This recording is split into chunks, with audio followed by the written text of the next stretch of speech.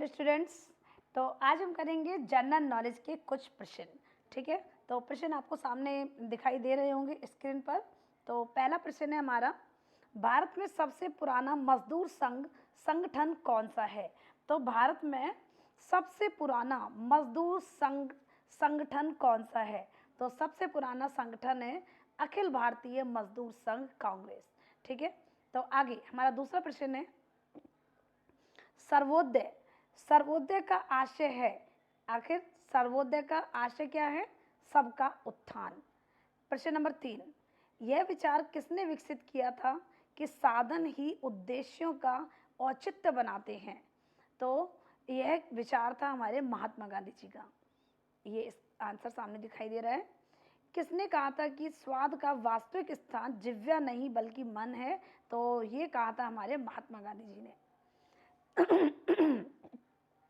भारत में सबसे पहले आने वाले और सबसे बाद में जाने वाले वो कौन थे? तो वो थे हमारे पुर्तगाली। सघन और साध्य के संबंध में गांधी जी विश्वास करते थे। तो गांधी जी किस पर विश्वास करते थे? साधन और साध्य के संबंध में। तो गांधी जी जो हमारे थे, साधन ही साध्य का निर्धारण करते हैं, ऐसी मान्यता थी किसकी? हमारी गांधी जी की। अगला प्रश्न कहा जाता है कि सेंट थॉमस ईसाई धर्म का प्रचार करने के लिए भारत आए थे। वे किसके शासनकाल के दौरान आए थे? तो ये प्रश्न का उत्तर हमें बताना है। तो वो शासनकाल किसका था? तो वो शासनकाल था हमारे पार्थियन का।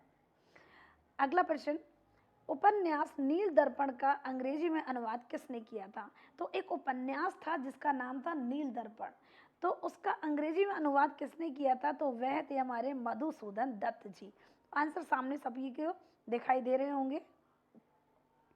शक्ति के विकेंद्रीकरण को गांधी जी के समर्थन का क्या कारण था? तो इसका आंसर है देश के आर्थिक विकास के लिए। कि देश में आर्थिक विकास कैसे होगा? तो देश में आर्थिक विकास के लिए विकेंद्रीकरण अनिवार्य था। ठीक है, तो इसका सही उत्तर है।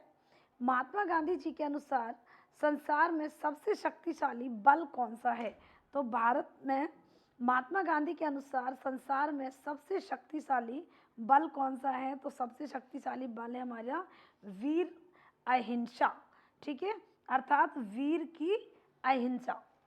ठीक, तो अब ये हमारे जो प्रश्नोत्तर हो चुके हैं, तो आई थिंक आप सभी को बहुत अच्छे से आ गए होंगे प्रश्नोत्तर। तो मिलते हैं अगले और इम्पोर्टेंट प्रश्नोत्तर के साथ में। धन्यवाद, नमस्कार।